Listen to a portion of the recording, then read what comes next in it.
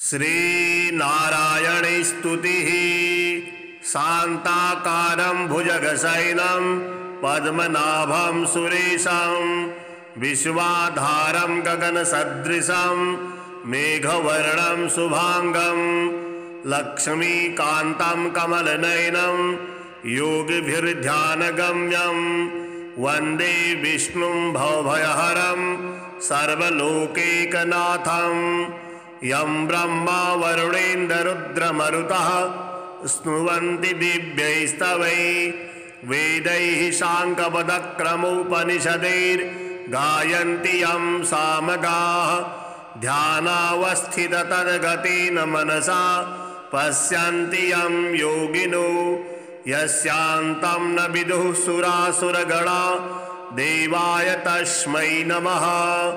हे राम पुरुषोत्तम नरहरे नारायण केशव गोविंद गरुड़ध्वज गुणनिधि दामोदर माधव। हे कृष्ण कमलापते यदुपते सीतापते श्रीपते वैकुंठाधिपते चराचरपते लक्ष्मीपते पाहि माम्। आदौ राम तपोवनादिगमनं हत्वा मृगं काञ्चनं वैदेही हरणं जटायुमरणं सुग्रीवसंभाषणं बाली निर्दलनं समुद्रतरणं लङ्कापुरी दाहनं पश्चाद्रावणकुम्भकर्णहननं एतद्धि रामायणम्। आदौ देवकी गर्भजननं गोपीगृहे वर्धनं मायापूतन जीवितापहरणं गोवर्धनोद्धारणं कंसोच्छेदन कौरवादिहननं कुन्तीसुतापालनम्। एतत् श्रीमद्भागवत पुराण कथितं श्रीकृष्णलीलामृतं। कस्तूरीतिलकं ललाटपटले वक्षःस्थले कौस्तुभं नासाग्रे वरमौक्तिकं करतले वेणुः करे कङ्कणं सर्वाङ्गे हरिचन्दनं सुललितं कंठे च मुक्तावलिः। गोपश्रीपरिवेष्टितो विजयते गोपालचूडामणिः फुल्लेन्दुवरकान्तिमिन्दवदनं वरहावतंसप्रियं श्रीवत्साङ्कमुदारकौस्तुभधरं पीताम्बरं सुन्दरं गोपीनां नयनोत्पलार्चिततनुं गोगोपसङ्घावृतं गोविन्दं कलवेणुनादनपरं दिव्याङ्गभूषां भजे। शशंखचक्रं सकरीटकुण्डलं सपीतवस्त्रं सरसीरुहेक्षणं सहारवक्षःस्थलकौस्तुभं श्रियं नमामि विष्णुं शिरसा चतुर्भुजं। त्वमेव माता च पिता त्वमेव बन्धुश्च सखा त्वमेव विद्या द्रविणं त्वमेव सर्वं मम देवदेव। राम रामेति रामेति रमे रामे मनोरमे सहस्रनाम तत्तुल्यं राम नाम वरानने। श्रीलक्ष्मी नारायण स्तोत्रम्। चक्रं विद्यावरघटगदा दर्पणं पद्मयुग्मं दोर्भिर्बिभ्रत्सु सुरुचिरतनुं मेघविद्युन्निभाभं गाढोत्कण्ठं विवसमनिशं पुण्डरीकाक्षलक्ष्म्योः एकीभूतं वपुर्वतुवः पीतकौशेयकान्तं शङ्खचक्रगदापद्मा कुम्भदर्शाब्जपुस्तकं बिभ्रतं मेघलचपलवर्णं लक्ष्मीहरिं भजे। विद्युत्प्रभाश्लिष्टघनोपमानौ शुद्धाशये बिम्बितसुप्रकाशौ चित्ते चिदाभौ कलयामि लक्ष्मी नारायणौ सत्त्वगुणप्रधानौ लोकोद्भवस्थे मलयेश्वराभ्यां शोकोरुदीनस्थितनाशकाभ्यां नित्यां युवाभ्यां नतिरस्तु लक्ष्मी नारायणाभ्यां जगतः पितृभ्यां सम्पत्सुखानन्दविधायकाभ्यां भक्तावनानारतदीक्षिताभ्यां नित्यां युवाभ्यां नतिरस्तु लक्ष्मी नारायणाभ्यां जगतः पितृभ्यां दृष्टोपकारे गुरुतां च पञ्च विंशावतारां सरसां ददध्यां नित्यां युवाभ्यां नतिरस्तु लक्ष्मी नारायणाभ्यां जगतः पितृभ्यां श्रीराम्बुराशादिविराटभवाभ्यां नारां सदा पालयितुं पराभ्यां नित्यां युवाभ्यां नतिरस्तु लक्ष्मी नारायणाभ्यां जगतः पितृभ्यां दारिद्र्यदुःखस्थितिदारकाभ्यां दर्यैव दूरीकृतदुर्गतिभ्यां नित्यां युवाभ्यां नतिरस्तु लक्ष्मी नारायणाभ्यां जगतः पितृभ्यां भक्तवज्रागगोभितारकाभ्यां स्वीयासयोद्धूतरजस्तमोभ्यां नित्यां युवाभ्यां नतिरस्तु लक्ष्मी नारायणाभ्यां जगतः पितृभ्यां रक्तोपलाभाभवपुर्धराभ्यां पद्मारिशङ्खाब्जगदाधराभ्यां नित्यां युवाभ्यां नतिरस्तु लक्ष्मी नारायणाभ्यां जगतः पितृभ्यां अग्रिद्वयाभ्यर्चककल्पकाभ्यां मोक्षप्रदपाक्तनदम्पतिभ्यां नित्यां युवाभ्यां नतिरस्तु लक्ष्मी नारायणाभ्यां जगतः पितृभ्यां इदं तु यः पठे स्तोत्रं लक्ष्मी नारायणाष्टकम् एहि कामुष्मिकसुखं भुक्त्वा सलभेत्मृतं श्री विष्णु कवचस्तोत्रम् ॐ पूर्वतो मां हरिः पातु पश्चात् श्रीसदक्षिणे श्रीकृष्ण उत्तरे पातु श्रीगोविष्णुश्च सर्वशः ऊर्ध्वं मे नन्दने पातु अधस्तात् सारङ्गभृत्सदा पादौ पातु सरोजाङ्गे अङ्गे पातु जनार्दनः जानुने मे जगन्नाथः उरु पातु त्रिविक्रमः गुह्यां पातु हृषीकेशः पृष्ठां पातु ममाव्ययः पातु नाभिं ममानन्तः कुक्षिं राक्षसमर्दनः दामोदरो मे हृदयं वक्षः पातु नृकेशरी करो मे कलयारातिः भुजो भक्तार्तिभञ्जना कण्ठं कलाम्बुदलश्यामः स्कन्धो मे कंसमर्दनः नारायणो मे व्यान्नाशां कर्णो मे च प्रभञ्जनः कपालं पातु वैकुण्ठः जिह्वां पातु दयानिधिः आस्यां दशास्य हन्ताभ्यात् नेत्रे मे पद्मलोचनः भ्रुवो मे पातु भूमा च ललाटं मे सदाच्युतः मुखं मे पातु गोविन्दः शिखां गरुडवाहनः मां शेषशायी सर्वेभ्यो व्याधिभ्यो भक्तवत्सलः पिशाचाग्निज्वरेभ्यो माम् आपद्भ्यो वतु माधवः सर्वेभ्यो दुरितेभ्यश्च पातु मां पुरुषोत्तमः इदं विष्णुकवचं सर्वमङ्गलदायकं सर्वरोगप्रशमनं सर्वशत्रुविनाशनम् एवं जजाप तत्काले स्यात्परश्चाक्षरं परं त्रिसन्ध्यं यः पठेच्छूद्रः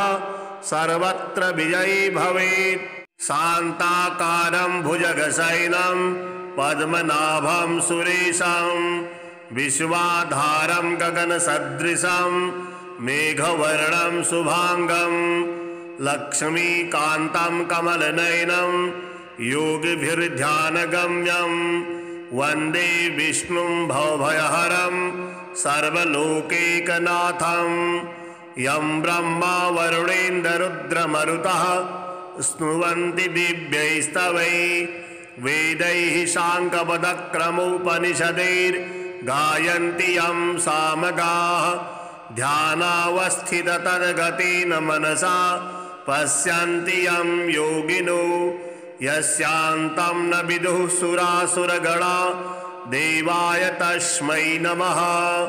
हे राम पुरुषोत्तम नरहरे नारायण केशव गोविंद गरुड़ध्वज गुणनिधि दामोदर माधव। हे कृष्ण कमलापते यदुपते सीतापते श्रीपते वैकुंठाधिपते चराचरपते लक्ष्मीपते पाहि माम्।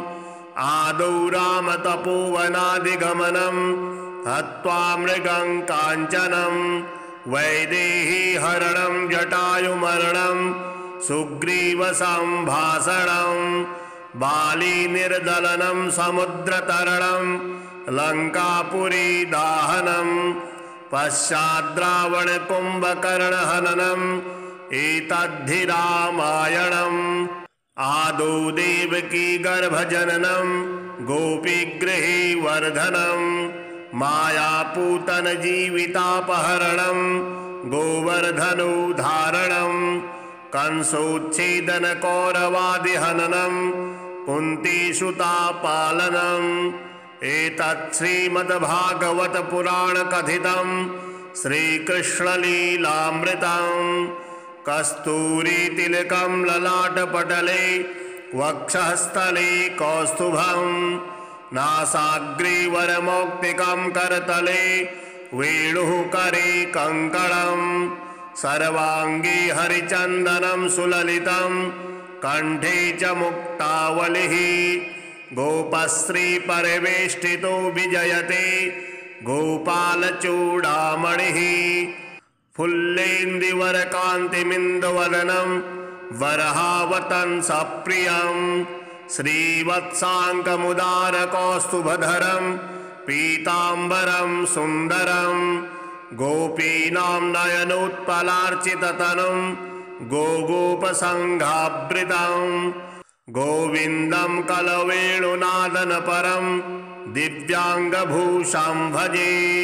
शशंखचक्रं सकरीटकुण्डलं सपीतवस्त्रं सरसीरुहीक्षणं सहारवक्षःस्थलकौस्तुभं श्रियं नमामि विष्णुं शिरसा चतुर्भुजं। त्वमेव माता च पिता त्वमेव त्वमेव बन्धुश्च सखा त्वमेव त्वमेव विद्या द्रविणं त्वमेव त्वमेव सर्वं मम देव देव।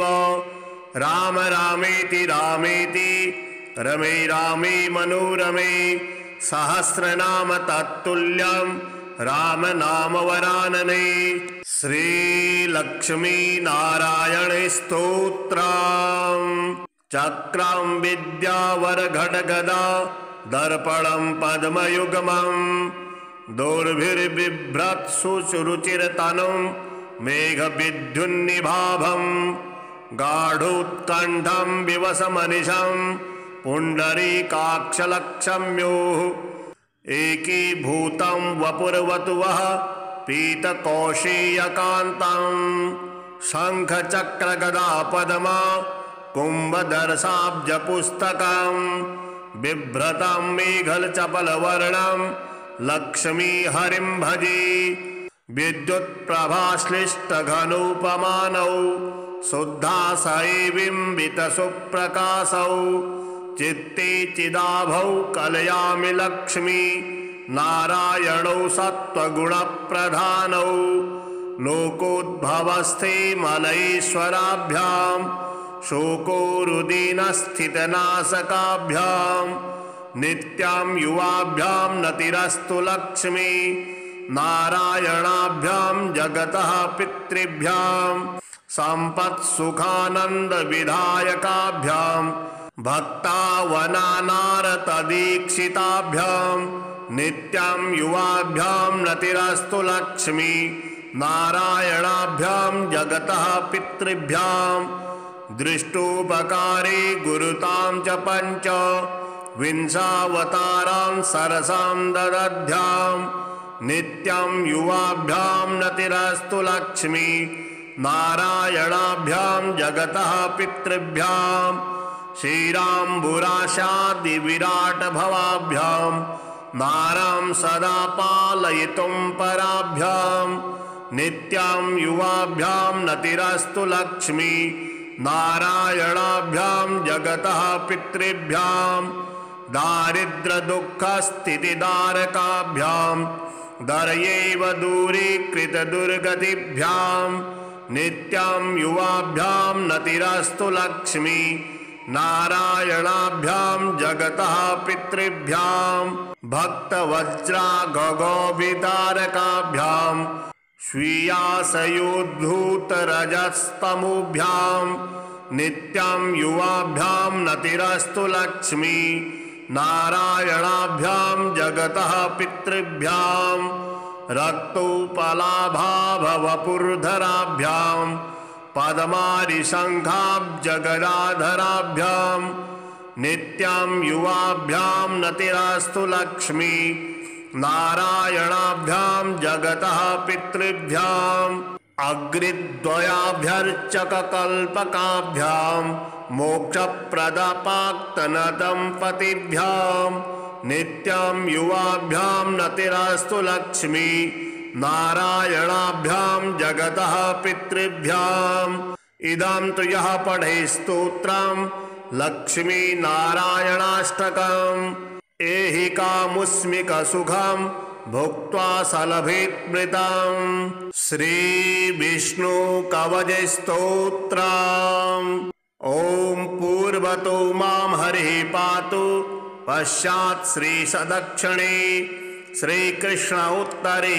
पातु श्रीगो विष्णुश्च सर्वशः ऊर्ध्वं मे नन्दने पातु अधस्तात् सारंगभृत् सदा पादौ पातु सरोजांगे अंगे पातु जनार्दनः जानुने मे जगन्नाथः उरु पातु त्रिविक्रमः गुह्यां पातु हृषीकेशः पृष्ठं पातु ममाव्ययः पातु नाभिं ममानन्तः कुक्षिं राक्षसमर्दनः दामोदरो मे हृदयं वक्षः पातु नृकेशरी करो मे कलयारातिः भुजो भक्तार्तिभञ्जना कंठं कलाम्बुदलश्यामः स्कन्धो मे कंसमर्दनः नारायणो मे व्यान्नाशां कर्णो मे च प्रभञ्जनः कपालं पातु वैकुण्ठः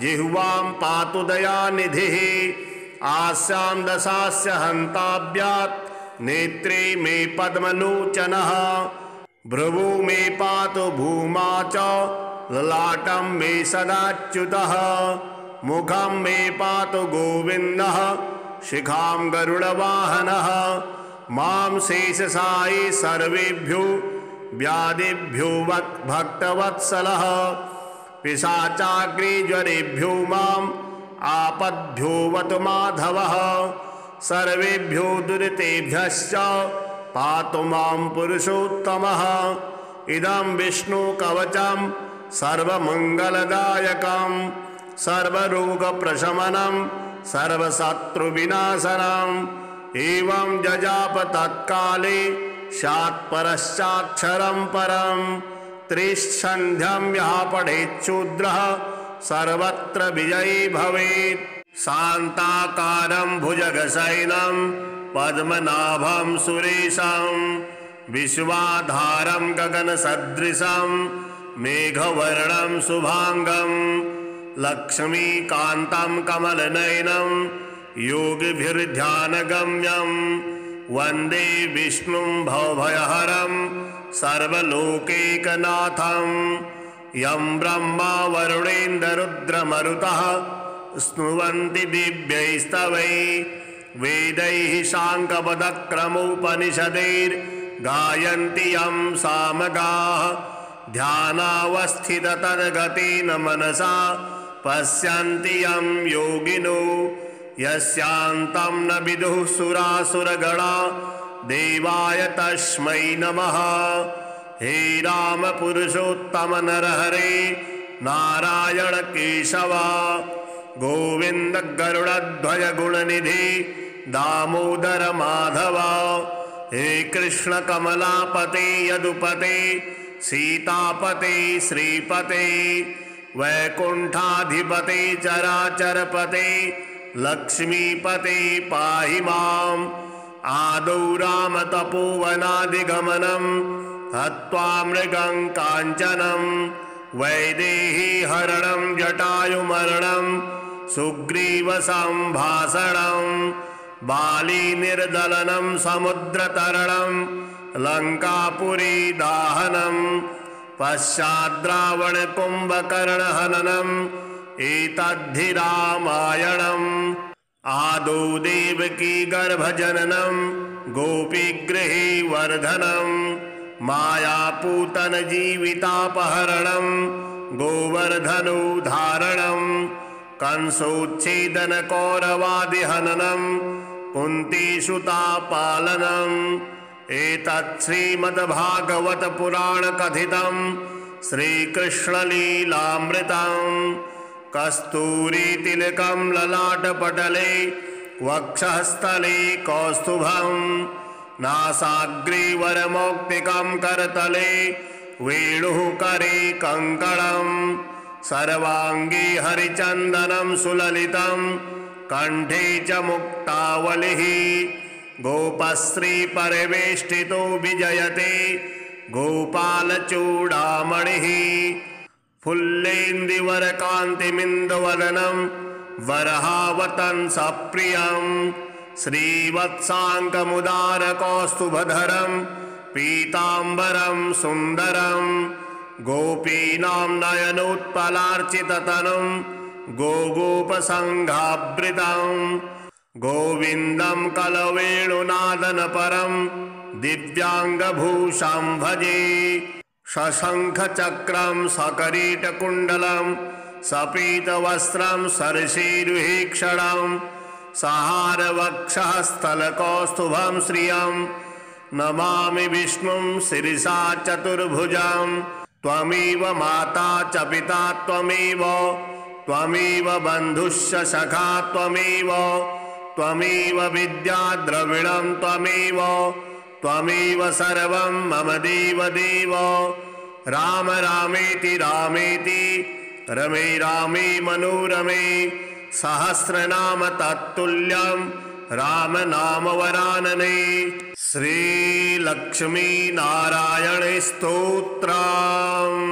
चक्रं विद्यावरघटगदा दर्पणं पद्मयुग्मं दोर्भिर्बिभ्रत्सु सुरुचिरतनुं मेघविद्युन्निभाभं गाढोत्कण्ठं विवसमनिशं पुण्डरीकाक्षलक्ष्म्योः एकीभूतं वपुर्वतुवः पीतकौशेयकान्तं शङ्खचक्रगदापद्मा कुम्भदर्शाब्जपुस्तकं बिभ्रतं मेघलचपलवर्णं लक्ष्मीहरिं भजे।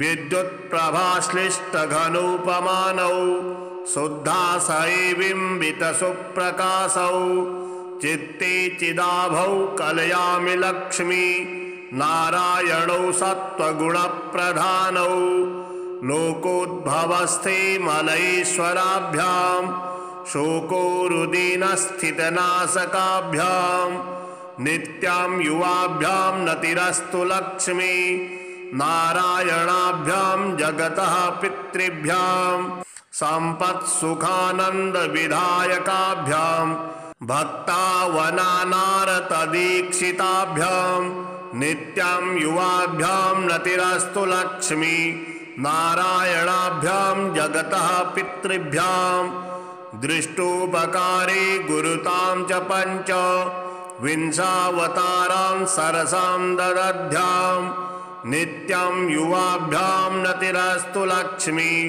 नारायणाभ्यां जगतः पितृभ्यां श्रीराम्बुराशादिविराटभवाभ्यां नारां सदा पालयितुं पराभ्यां नित्यां युवाभ्यां नतिरस्तु लक्ष्मी नारायणाभ्यां जगतः पितृभ्यां दारिद्र्यदुःखस्थितिदारकाभ्यां दर्यैव दूरीकृतदुर्गतिभ्यां नित्यां युवाभ्यां नतिरस्तु लक्ष्मी नारायणाभ्यां जगतः पितृभ्यां भक्तवज्रागगोभितारकाभ्यां स्वीयासयोद्धूतरजस्तमोभ्यां नित्यां युवाभ्यां नतिरस्तु लक्ष्मी नारायणाभ्यां जगतः पितृभ्यां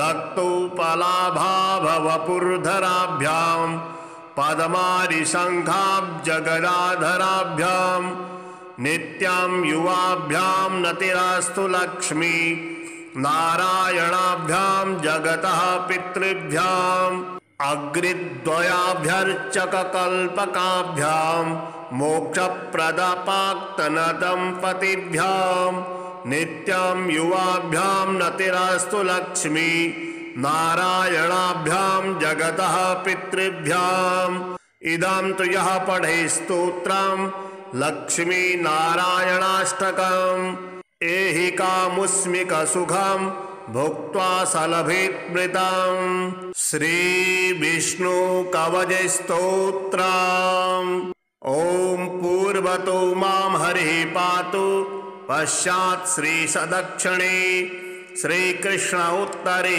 पातु श्री गो विष्णुश्च सर्वशः ऊर्ध्वं मे नन्दने पातु अधस्तात् सारंगभृत्सदा पादौ पातु सरोजांगे अंगे पातु जनार्दनः जानुने मे जगन्नाथः उरु पातु त्रिविक्रमः गुह्यं पातु हृषीकेशः पृष्ठं पातु ममाव्ययः पातु नाभिं ममानन्तः कुक्षिं राक्षसमर्दनः दामोदरो मे हृदयं वक्षः पातु नृकेशरी करु मे कलयारातिः भुजो भक्तार्तिभञ्जना कंठं कलाम्बुदलश्यामः स्कन्धौ मे कंसमर्दनः नारायणो मे व्यान्नाशां कर्णौ मे च प्रभञ्जनः कपालं पातु वैकुण्ठः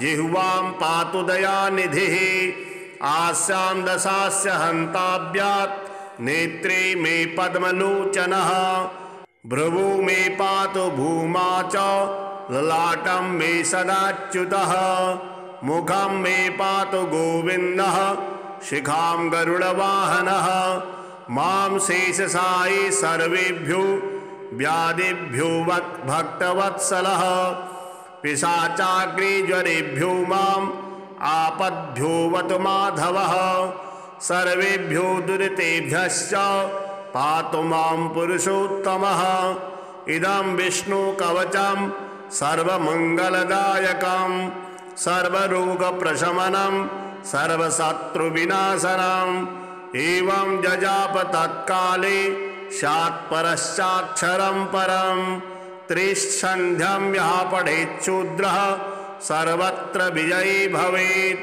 शान्ताकारं भुजगशयनं पद्मनाभं सुरेशं विश्वाधारं गगनसदृशं मेघवर्णं शुभांगं लक्ष्मीकान्तं कमलनयनं योगिभिर्ध्यानगम्यं वन्दे विष्णुं भवभयहरं सर्वलोकैकनाथं यं ब्रह्मा वरुणेन्द्ररुद्रमरुतः स्तुवन्ति दिव्यैस्तवैः वेदैः साङ्गपदक्रमोपनिषदैर्गायन्ति यं सामगाः ध्यानावस्थिततद्गतेन मनसा पश्यन्ति यं योगिनो यस्यान्तं न विदुः सुरासुरगणा देवाय तस्मै नमः।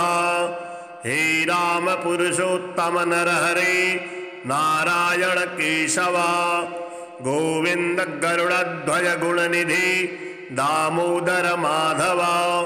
हे कृष्ण कमलापते यदुपते सीतापते श्रीपते वैकुंठाधिपते चराचरपते लक्ष्मीपते पाहि माम्। आदौ राम तपोवनादिगमनं हत्वा मृगं काञ्चनं वैदेही हरणं जटायुमरणं सुग्रीवसंभाषणं बाली निर्दलनं समुद्रतरणं लंकापुरी दाहनं पश्चाद्रावण कुंभकर्णहननं एतद्धि रामायणम्। आदौ देवकी गर्भजननं गोपीगृहे वर्धनं मायापूतन जीवितापहरणं गोवर्धनोद्धारणं कंसोच्छेदन कौरवादिहननं कुन्तीसुतापालनम्। एतत् श्रीमद्भागवत पुराण कथितं श्रीकृष्णलीलामृतम्। कस्तूरीतिलकं ललाटपटले वक्षःस्थले कौस्तुभं नासाग्रीवरमौक्तिकं करतले वेणुः करे कङ्कणं सर्वाङ्गे हरिचन्दनं सुललितं कंठे च मुक्तावलिः गोपश्रीपरिवेष्टितो विजयते गोपालचूडामणिः।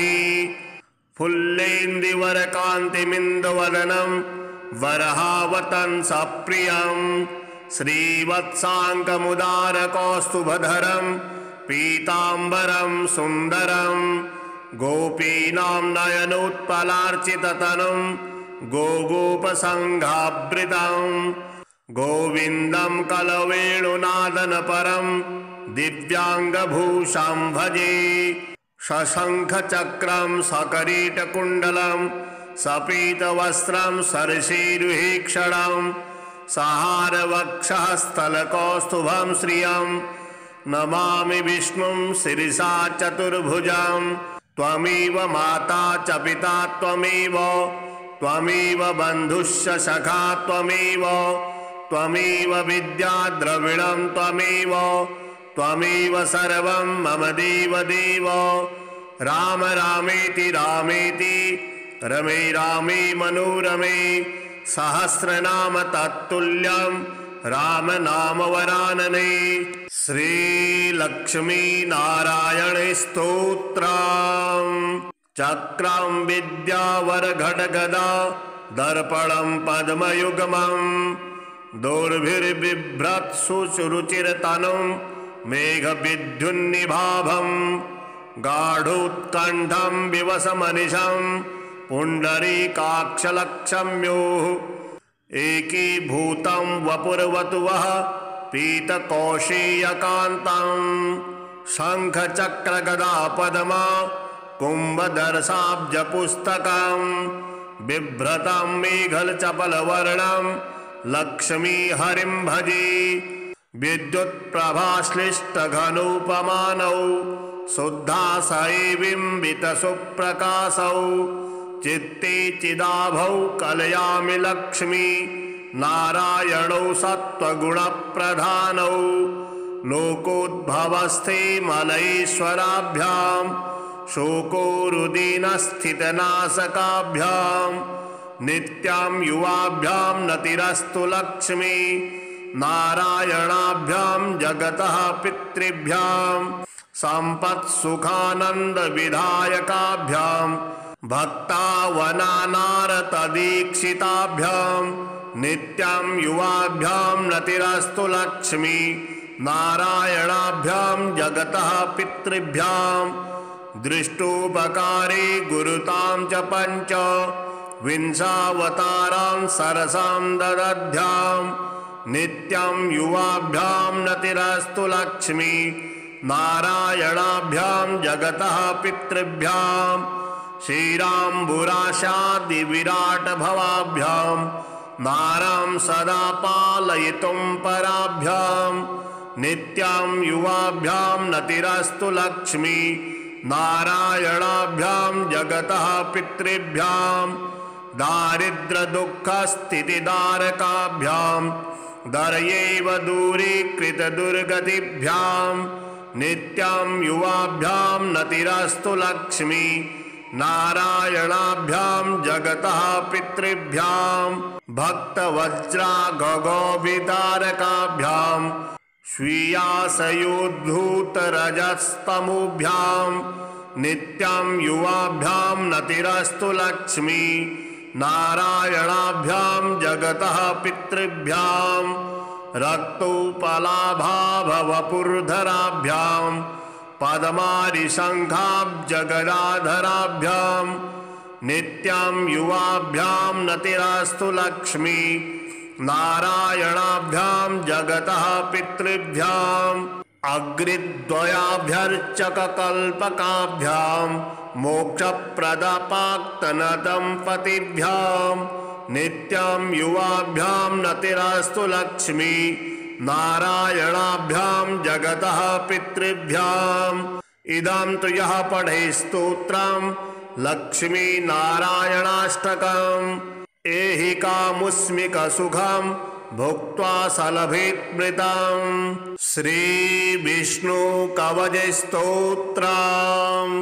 ओम पूर्वतो मां हरिः पातु पश्चात् श्री सदक्षिणे श्रीकृष्ण उत्तरे पातु श्री गो विष्णुश्च सर्वशः ऊर्ध्वं मे नन्दने पातु अधस्तात् सारंगभृत्सदा पादौ पातु सरोजांगे अंगे पातु जनार्दनः जानुने मे जगन्नाथः उरु पातु त्रिविक्रमः गुह्यां पातु हृषीकेशः पृष्ठां पातु ममाव्ययः पातु नाभिं ममानन्तः कुक्षिं राक्षसमर्दनः दामोदरो मे हृदयं वक्षः पातु नृकेशरी करो मे कलयारातिः भुजो भक्तार्तिभञ्जना कंठं कलाम्बुदलश्यामः स्कन्धौ मे कंसमर्दनः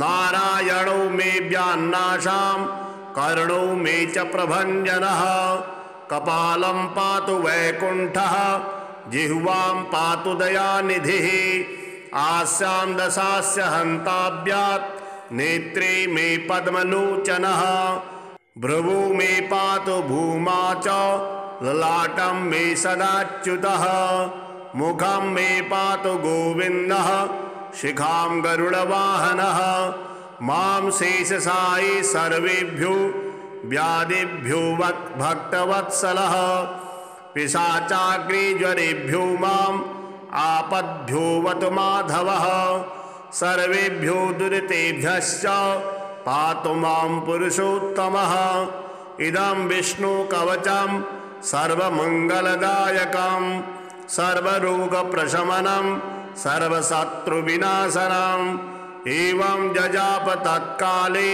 शात्परश्चाक्षरं परं त्रिसन्ध्यं यः पठेच्छूद्रः सर्वत्र विजयी भवेत्।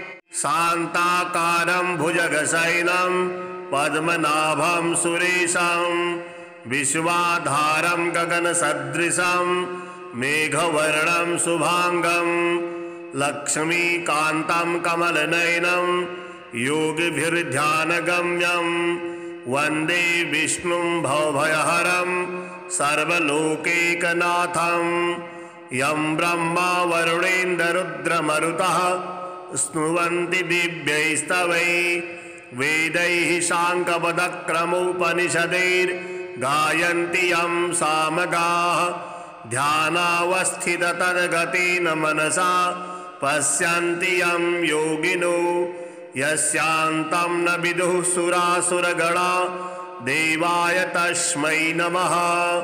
हे राम पुरुषोत्तम नरहरे नारायण केशव गोविंद गरुड़ध्वज गुणनिधि दामोदर माधव हे कृष्ण कमलापते यदुपते सीतापते श्रीपते वैकुंठाधिपते चराचरपते लक्ष्मीपते पाहि माम् आदौ राम तपोवनादिगमनं हत्वा मृगं काञ्चनं वैदेही हरणं जटायुमरणं सुग्रीवसंभाषणं बाली निर्दलनं समुद्रतरणं लङ्कापुरी दाहनं पश्चाद्रावण कुम्भकर्णहननम् एतद्धि रामायणम् आदौ देवकी गर्भजननं गोपीगृहे वर्धनं मायापूतन जीवितापहरणं गोवर्धनोद्धारणं कंसोच्छेदन कौरवादिहननं कुन्तीसुतापालनम् एतत् श्रीमद्भागवत पुराण कथितं श्रीकृष्णलीलामृतम् कस्तूरीतिलकं ललाटपटले वक्षःस्थले कौस्तुभं नासाग्रीवरमौक्तिकं करतले वेणुः करे कङ्कणं सर्वाङ्गे हरिचन्दनं सुललितं कंठे च मुक्तावलिः गोपश्रीपरिवेष्टितो विजयते गोपालचूडामणिः फुल्लेन्दुवरकान्तिमिन्दुवदनं वरहावतंसप्रियं श्रीवत्साङ्कमुदारकौस्तुभधरं पीताम्बरं सुन्दरं गोपीनां नयनोत्पलार्चिततनुं गोगोपसङ्घावृतं गोविन्दं कलवेणुनादनपरं दिव्याङ्गभूषां भजे शशंखचक्रं सकरीटकुण्डलं सपीतवस्त्रं सरसीरुहेक्षणं सहारवक्षःस्थलकौस्तुभं श्रियं नमामि विष्णुं शिरसा चतुर्भुजं त्वमेव माता च पिता त्वमेव बन्धुश्च सखा त्वमेव विद्या द्रविणं त्वमेव सर्वं मम देव राम रामेति रमे रामे मनोरमे सहस्रनाम तत्तुल्यं राम नाम वरानने श्रीलक्ष्मी नारायण स्तोत्रम् चक्रं विद्यावरघटगदा दर्पणं पद्मयुग्मं दोर्भिर्बिभ्रत्सु सुरुचिरतनुं मेघविद्युन्निभाभं गाढोत्कण्ठं विवसमनिशं पुण्डरीकाक्षलक्ष्म्योः एकीभूतं वपुर्वटुवः पीतकौशेयकान्तं शङ्खचक्रगदापद्मा कुम्भदर्शाब्जपुस्तकं बिभ्रतं मेघलचपलवर्णं लक्ष्मीहरिं भजे विद्युत्प्रभाश्लिष्टघनोपमानौ शुद्धाशये बिम्बितसुप्रकाशौ चित्ते चिदाभौ कलयामि लक्ष्मी नारायणौ सत्त्वगुणप्रधानौ लोकोद्भवस्थे मलयेश्वराभ्यां शोकोरुदीनस्थितनाशकाभ्यां नित्यां युवाभ्यां नतिरस्तु लक्ष्मी नारायणाभ्यां जगतः पितृभ्यां सम्पत्सुखानन्दविधायकाभ्यां भक्तावनानारतदीक्षिताभ्यां नित्यां युवाभ्यां नतिरस्तु लक्ष्मी नारायणाभ्यां जगतः